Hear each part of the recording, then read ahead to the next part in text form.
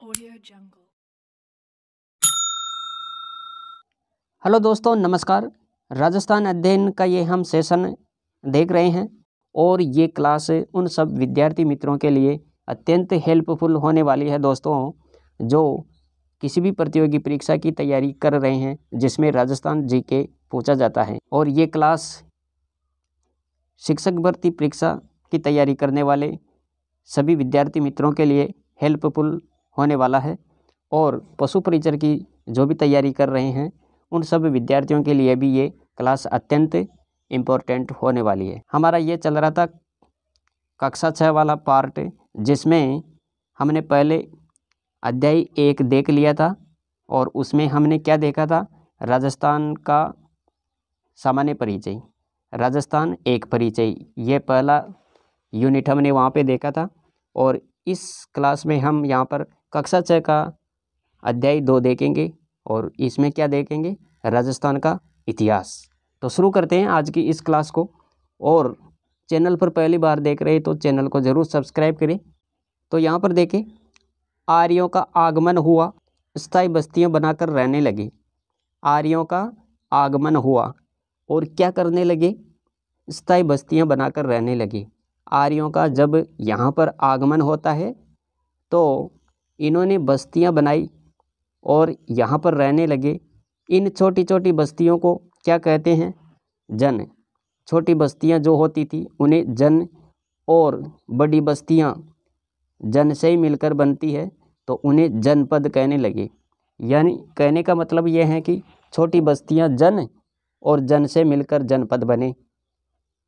और यहाँ पर देखो, उत्तर वैदिक काल में जनपद बने, यह भी आपको ध्यान में रखना है। जनपद उत्तर वैदिक काल में जनपद बने। और जनपद से क्या बने गुरुजी, तो याद रखें महाजनपद, महाजनपद बने। तो यह आपको ध्यान में रखना है। एक चीज़ आपको यह भी नोट करनी है कि प्रारंभ में जनपद कबीले के रूप में थे। प्रारंभ में जनपद किसके रूप में थे, कबीले के रूप में थे। और महाजनपद का जो समय है वो आपको क्या नोट करना है, 600 से लेकर 325 ईसा पूर्व, ये इनका समय माना जाता है। महाजनपद का ये काल है। दोस्तों याद रखें, भारत में महाजनपद की अगर बात करें कि भारत में कितने महाजनपद थे, तो आपको क्या बताना है, 16 महाजनपद। 16 महाजनपद, यह आपको याद रखना है। और आगे देखो, यहाँ पर महाजनपदों का जो उल्लेख मिलता है किस किस में मिलता है, एक तो यहाँ पर देखो महाभारत, और महाभारत के साथ बौद्ध ग्रंथ अंगुत्तर निकाय और जैन ग्रंथ भगवती सूत्र, इनमें महाजनपदों का उल्लेख किया गया। अब राजस्थान के प्रमुख जनपद देखने वाले हैं यहाँ पर। तो देखो, राजस्थान के जो प्रमुख जनपद थे उनमें कौन कौन से आते हैं, तो यहाँ पर देखेंगे। राजस्थान के क्षेत्र से संबंधित अगर बात करें जनपदों की, तो याद रखें मत्स्य जनपद और एक है सूरसेन। मत्स्य जनपद और सूरसेन जनपद, तो ये भी आपको यहाँ पर विशेषकर नोट करना है। और प्यारे साथियों, जनपद का जो नामकरण किया जाता था वो किस आधार पर किया जाता था, तो ये भी आपको विशेषकर याद रखना है। जनपद का जो नामकरण किया जाता था वो किया जाता था एक तो जाति विशेष के आधार पर और एक भौगोलिक क्षेत्र के आधार पर। तो यह आपको नोट करना है। जनपद का नामकरण जाति विशेष और भौगोलिक क्षेत्र के आधार पर किया जाता था। इसके बाद में अगर उदाहरण देकर बताऊं मैं, तो आप याद रखें, पश्चिमी राजस्थान का जो क्षेत्र है वो मरु प्रदेश, ये भौगोलिक क्षेत्र के आधार पर इनका नाम दिया गया। अब मरु की बात हो रही है तो यहाँ पर देखो, मरु, इसका जो उल्लेख मिलता है तो ये आपको नोट करना है। इसका वर्णन किस में मिलता है गुरुजी, तो याद रखें ऋग्वेद। अरे ऋग्वेद में मरु, इसका उल्लेख मिलता है। और पौराणिक ग्रंथ रामायण, चरक संहिता, महाभारत, वृद्ध संहिता में भी मरु प्रदेश का वर्णन मिलता है। तो ये आपको विशेषकर नोट करना है। और दोस्तों क्या है इसके बारे में विशेष ये भी देख लो यहाँ पर। मरु प्रदेश आर्यों का प्रारंभिक जनतंत्र था। अरे क्या था? मरु प्रदेश आर्यों का प्रारंभिक जनतंत्र था। प्रारंभिक जनतंत्र, ये आपको याद रखना है। दोस्तों मरु प्रदेश की अगर बात करें तो वर्तमान क्षेत्र कौन कौन सा आ जाता है, तो ये आपको यहाँ पर देखना है। बीकानेर, गंगानगर, अनूपगढ़, हनुमानगढ़, जैसलमेर, चूरू, नागौर, डीडवाना कुचामन, बालोतरा, बाड़मेर, जोधपुर के क्षेत्र आते हैं। तो मरु प्रदेश में आने वाले ये वर्तमान के क्षेत्र आप याद रखें न्यू अपडेट के साथ। तो कालांतर में इस क्षेत्र में कुछ विस्तार के साथ कुरु, माद्रेय, जांगल जैसे जनपदों का निर्माण हुआ। अब हम जांगल के बारे में यहाँ पर देखने वाले हैं। दोस्तों अब आ गया जांगल। अब जांगल के बारे में क्या है विशेष, तो देखते हैं यहाँ पर। इसके बारे में आपको क्या ध्यान में रखना है, तो देखो वर्तमान बीकानेर क्षेत्र, इनका जो क्षेत्र आता है वो कौन कौन सा है, तो यहाँ पर देखें बीकानेर, फलोदी, जोधपुर, नागौर, डीडवाना कुचामन आदि, ये सब जांगल प्रदेश के क्षेत्र आपको विशेषकर नोट करना है, क्योंकि न्यू अपडेट है ये, बिल्कुल आपको यहाँ पर देखना है। राजधानी क्या थी? अहिछत्रपुर, यह आपको नोट करना है। वर्तमान का नागौर, जांगल प्रदेश की जो राजधानी ये अहिछत्रपुर, याद रखना। दोस्तों पौराणिक व्याख्यानों अनुसार यादव वंश के बलराम श्री कृष्ण द्वारका जाते समय इसी क्षेत्र से गुजरे थे, जांगल प्रदेश से, यह आपको विशेषकर नोट करना है। दोस्तों जंगल के बाद में आपको याद रखना है मत्स्य, और मत्स्य जनपद के बारे में क्या है विशेष, देखो इसका जो उल्लेख मिलता है ये किस में मिलता है, तो याद रखना है ऋग्वेद में। अरे ऋग्वेद में मत्स्य जनपद का उल्लेख मिलता है, किस में मिलता है? ऋग्वेद में इसका उल्लेख मिलता है मत्स्य जनपद का, और चीनी यात्री भी इसका वर्णन करता है। और वर्तमान क्षेत्र की अगर बात करें तो दोस्तों याद रखें कोटपुतली, बहरोड, खेरतल, तिजारा, भरतपुर, डीग, जयपुर, अलवर के मध्यवर्ती क्षेत्र। वर्तमान क्षेत्र कौन कौन से हैं इनके, तो याद रखें कोटपुतली, बहरोड, खेरतल, तिजारा, भरतपुर, डीग, जयपुर, अलवर के मध्यवर्ती क्षेत्र। और राजधानी की अगर बात की जाए तो याद रखें विराटनगर। ये विराटनगर वर्तमान में कहाँ पर है गुरुजी, तो ये कोटपुतली, बहरोड, ये आपको नोट करना है। दोस्तों ये भी याद रखें महाभारत काल में जनपद, कौन सा जनपद? मत्स्य जनपद, और यहाँ पर विराट नामक राजा का शासन हुआ करता था, तो ये आपको ध्यान रखना है। और इस राजा ने क्या किया? विराटनगर की स्थापना की। विराटनगर की स्थापना की इन्होंने, और मत्स्य जनपद की राजधानी विराटनगर को बना दिया, और अपने उत्कर्ष काल में मत्स्य जनपद को मगध में शामिल कर लिया था। तो ये भी आपको ध्यान देना है यहाँ पर। अब जो ये जनपद आ रहा है ये कौन सा जनपद आ गया? सूरसेन। इसके बारे में भी देखते हैं यहाँ पर। दोस्तों याद रखें सूरसेन जनपद वर्तमान में अगर इसकी बात की जाए तो इनका जो क्षेत्र आता है वो क्या आता है, तो राजस्थान के अलवर का पूर्वी क्षेत्र, गंगापुर सिटी, बहरोड, खेरतल, तिजारा, भरतपुर, डीग, डीग से उत्तर प्रदेश तक का क्षेत्र ये सूरसेन में आता है गुरुजी। और इसकी राजधानी की बात करें तो मथुरा, और मथुरा कहाँ पर है? उत्तर प्रदेश।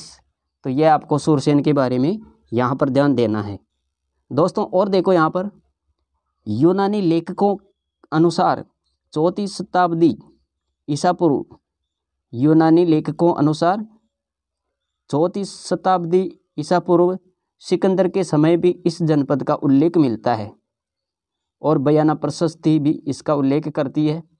बयाना प्रशस्ति भरतपुर, इसमें भी सूरसेन जनपद का उल्लेख मिलता है। प्यारे साथियों ये भी आपको ध्यान रखना है कि सिकंदर के आक्रमण के समय, इनका ये समय 327 ईसा पूर्व लगभग ये माना जाता है। सिकंदर के आक्रमण के समय उत्तर पश्चिमी भारत की कुछ जातियां राजस्थान में आकर बस गई। सिकंदर के आक्रमण के समय क्या हुआ?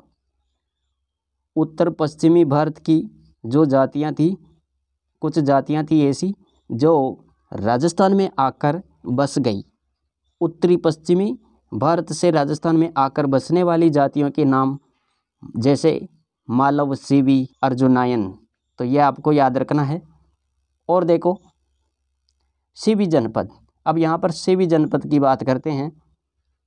सीवी जनपद मुख्यतः माध्यमिका, जिसे आप मध्यमिका भी बोलते हैं, और ये चित्तौड़ में स्थित है, चित्तौड़गढ़। और दोस्तों ये भी याद रखें, इसके स्थान अवशेष जो हैं ये चित्तौड़गढ़ के पास में नगरी नामक गांव से मिलते हैं, और जिसका प्राचीन नाम क्या है, मध्यमिका था। तो ये भी आपको ध्यान देना है। स्टोरी ये है कि सीवी जनपद, और सीवी जनपद का जो मुख्यतः ये कहाँ पर स्थित था, तो माध्यमिका जिसे आप मध्यमिका भी बोलते हैं, ये चित्तौड़गढ़ में स्थित था। और इसके स्थान अवशेष कहाँ से मिलते हैं, तो चित्तौड़गढ़ के पास में एक ही गांव है नगरी, और इसका जो प्राचीन नाम है वो क्या है, याद रखें, मध्यमिका, इसी का नाम था मध्यमिका। और देखो यहाँ पर इसकी जो राजधानी वो क्या है, तो मध्यमिका ही इसकी राजधानी थी। कई किताबों में राजधानी शिवपुर भी लिखा हुआ मिलता है, जो कि नगरी गांव के क्षेत्र से संबंधित बताया जाता है। सीवी जनपद के इस भूभाग को मेदपाट, प्रागवाट भी कहा जाता है।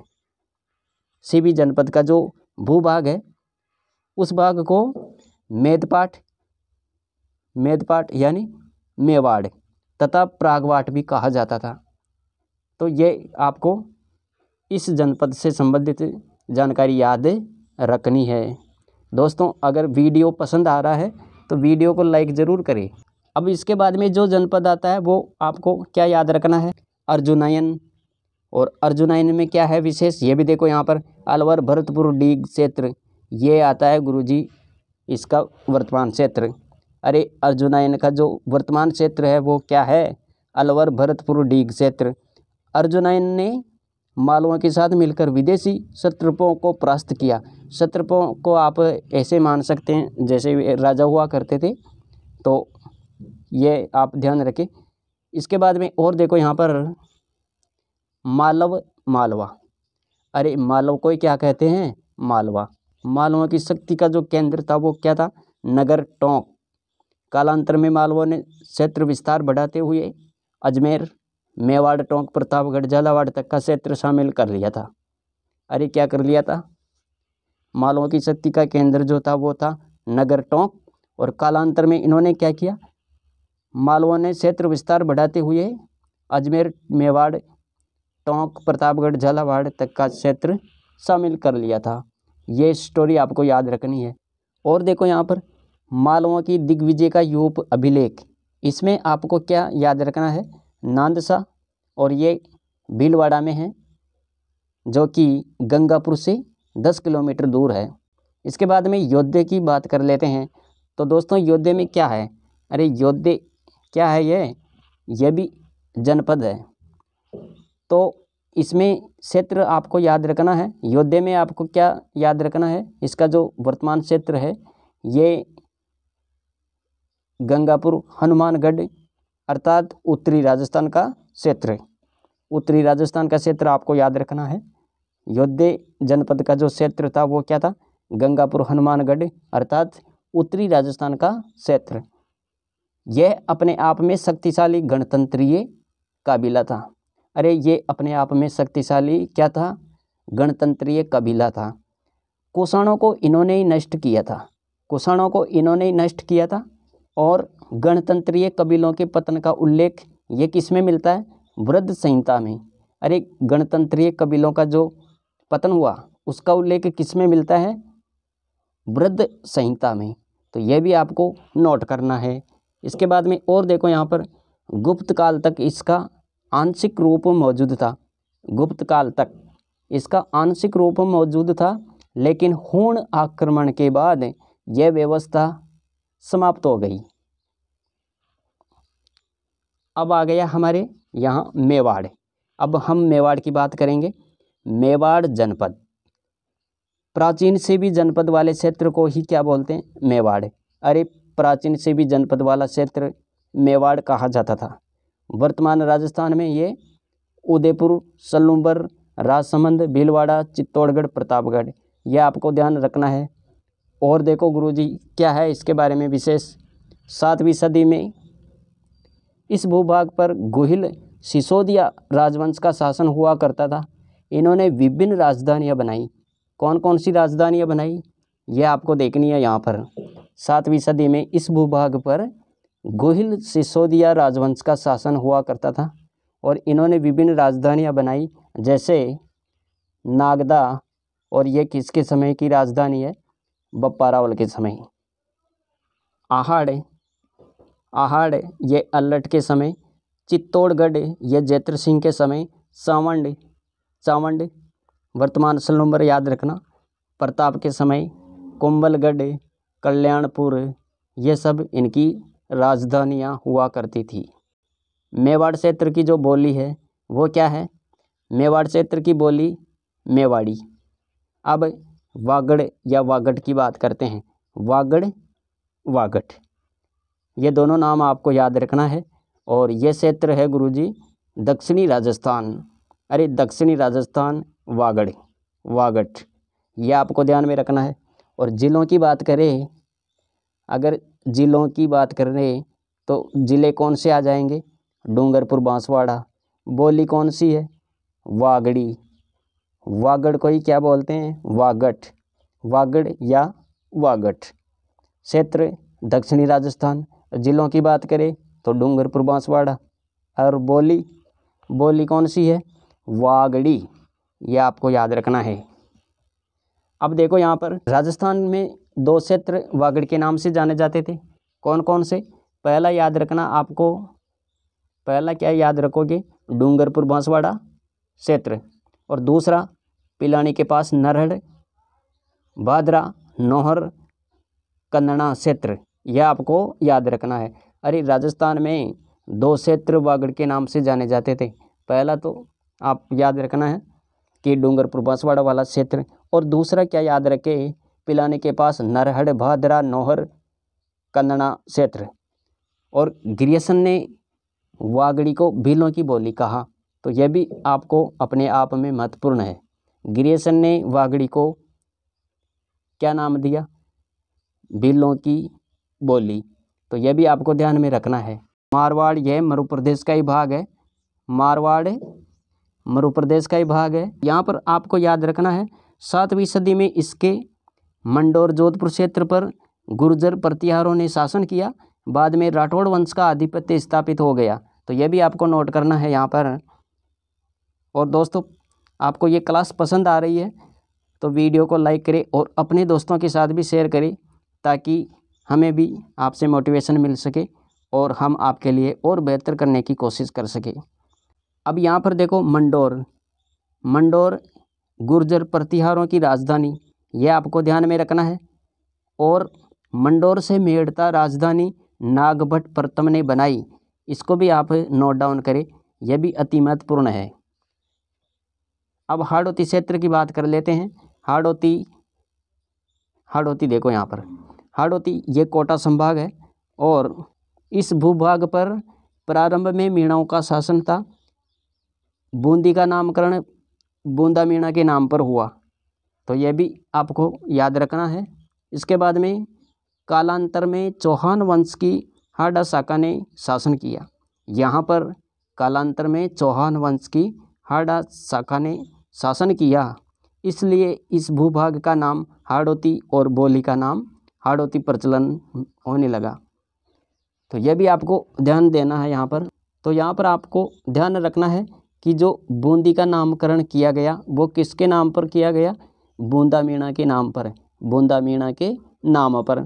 कालांतर में चौहान वंश की हाड़ा शाखा ने शासन किया, इसलिए इस भूभाग का नाम हाड़ौती और बोली का नाम हाड़ौती, ये आपको नोट करना है। अब हम बात करेंगे दोस्तों ढूंढाड़ क्षेत्र के बारे में। ढूंढाड़ यहाँ पर देखो ढूंढाड़, और यह है जयपुर के आसपास वाला क्षेत्र जयपुर के आसपास वाला क्षेत्र। शुरू में मीणा और बगड़ावतों का शासन हुआ करता था। 12वीं सदी में कछवाहा राजपूतों का शासन रहा। अरे 12वीं सदी में किसका शासन रहा? कछवाहा राजपूतों का शासन। इन्होंने क्या किया? इन्होंने स्थानीय जनजाति के मीणा और बड़गुजरों को हराया और अपने राजवंश की नींव डाल दी। यहाँ की जो बोली है ढूंढाड़ी कहलाती है, तो यह भी आपको विशेषकर देखना है। इसके बाद में मेवात, और मेवात के बारे में आपको क्या याद रखना है? मेवात क्षेत्र वर्तमान अलवर, भरतपुर, डीग, खैरतल, तिजारा आदि। इसके बारे में मेवात जो क्षेत्र है, यह जो आपको क्या ध्यान में रखना है, इसका जो वर्तमान क्षेत्र है अलवर, भरतपुर, डीग, खैरतल, तिजारा, ये आपको ध्यान देना है, यहाँ पर विशेषकर याद रखना है। और यह मेव जाति का क्षेत्र था। किसका क्षेत्र था? मेव जाति का क्षेत्र था। जैसे हसन का मेवाती राणा सांगा की सेना में बाबर के विरुद्ध लड़ा था। ये दोस्तों ये कक्षा 6 और राजस्थान अध्ययन का ये दूसरा अध्याय, राजस्थान का इतिहास, आज हमने यहाँ पर विस्तृत रूप में पढ़ लिया है। तो मिलेंगे अगली वीडियो में, अगली क्लास में। ये क्लास अपने दोस्तों के साथ भी शेयर करें ताकि उनको भी इस क्लास का पूरा फ़ायदा मिल सके। Thanks for watching.